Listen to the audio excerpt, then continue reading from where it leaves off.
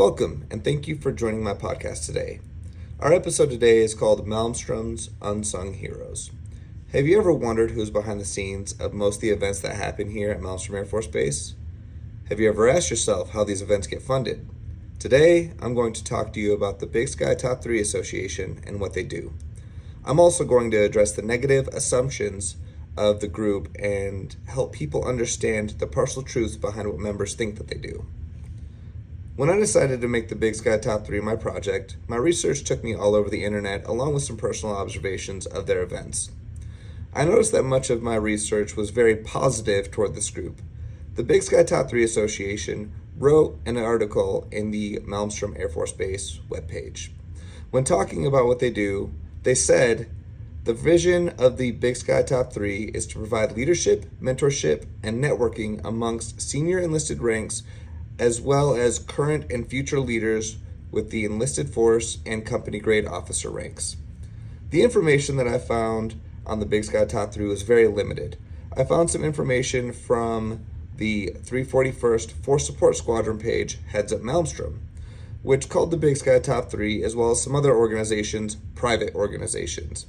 They went on to talk about how these organizations are defined, saying that private organizations are self-sustaining special interest groups set up by personnel outside the scope of their official position in the federal government.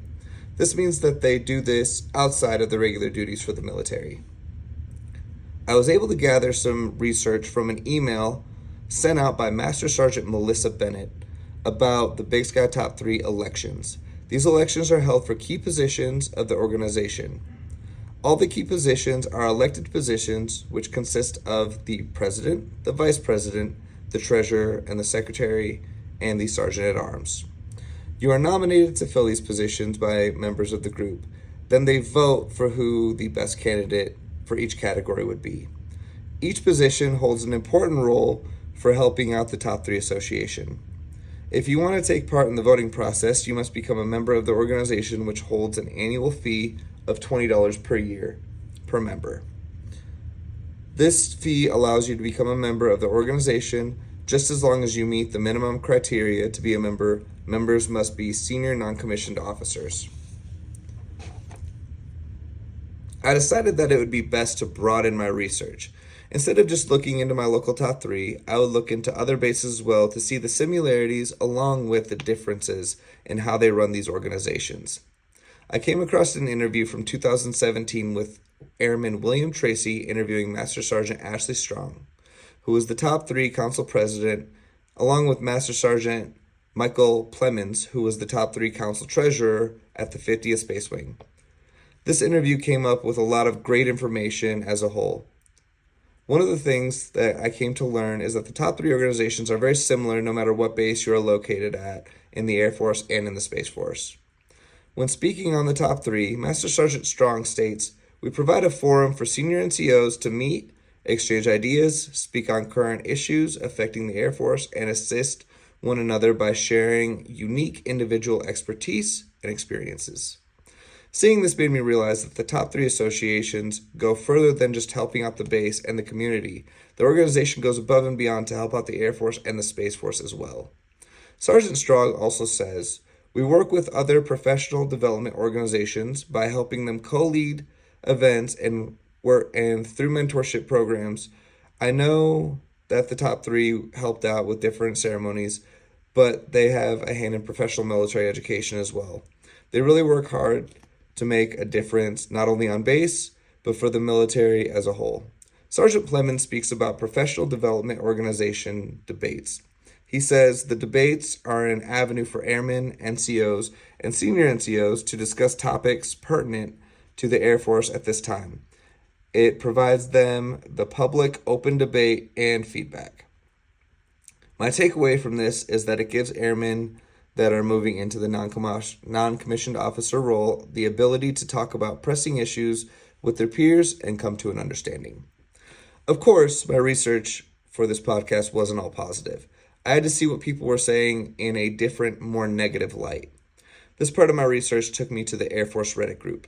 From there, I found a post from Wildstrike in 2021 asking the question, "What are your general feelings on the purpose of the top 3 group?" He went into a little bit more detail, stating, "My unit is starting a top 3 meeting this month, I assume like an upper enlisted council. If you have any experience with this, what type of issues or expectations should I have for this type of setting?" The replies for this were very one-sided from what I could tell. Some examples of the things that were said related to the group being for enlisted performance board bullet chasers, and that the group was for members looking to earn the next rank.